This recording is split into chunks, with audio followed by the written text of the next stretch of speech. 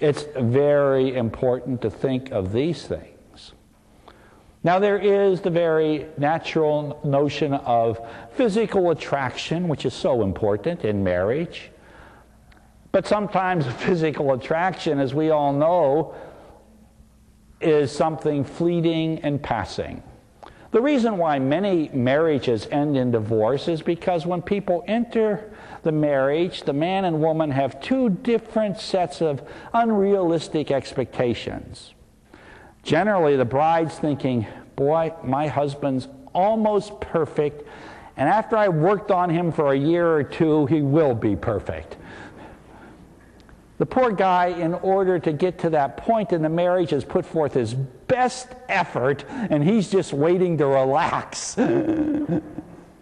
Meanwhile, the man is looking at his bride, and he says, boy, she's great. She laughs at my every joke. She goes to every sporting event with me. She's never going to gain a pound of weight. She's going to look today perfect, and 30 years from now she's going to look exactly the same way. She's never going to change. The man's expecting the bride never to change. The bride's expecting the groom to change. And both of those things don't work out. So there has to be a constant work at the love relationship, which requires God, the angels, and the saints to be involved in that great loving pilgrimage. And so it's a very sacred and profound notion that people have when they enter in to a sacred and holy matrimony. And then we come to the point of the physical place of the marriage. Why do we get married in a church?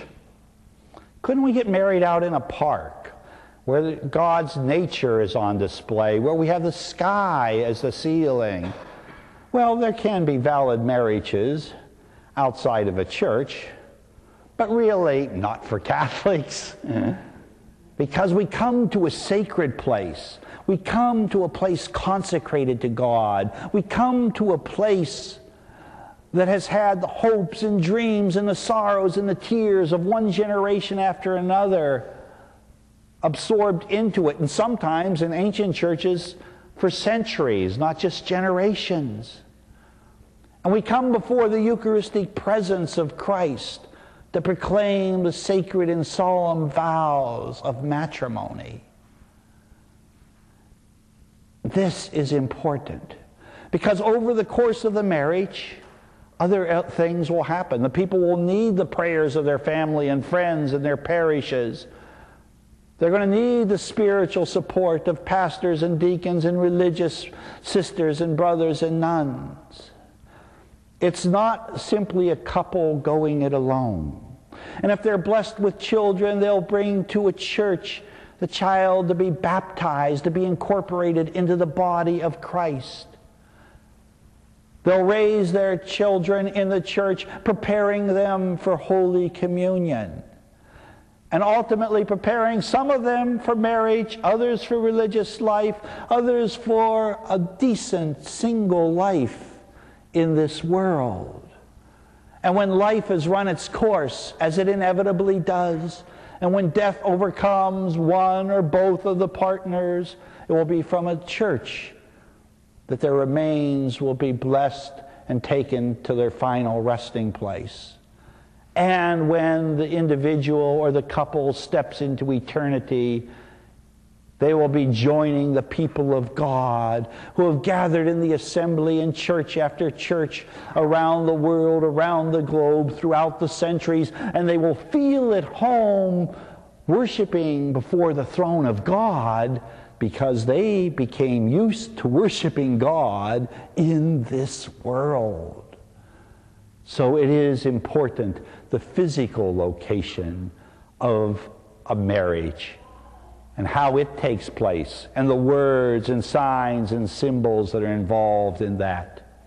And such a marriage is like the marriage at Cana, because Jesus and Mary will be there at the very beginning.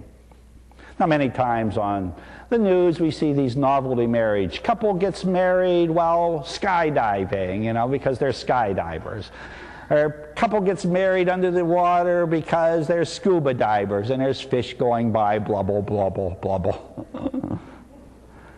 Well, sort of a nice little novelty. You might do that for your first anniversary, but the actual sacred basis of a relationship can't be because you both like skydiving or you don't mind goldfish swimming by you.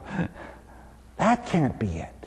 It has to be rooted in the God of love, in the sacred, the holy, and the numinous. And then when the bad times come, and they do in every marriage, people have a basis to weather the storms of life and to have their lives prove to be profoundly meaningful and profoundly loving.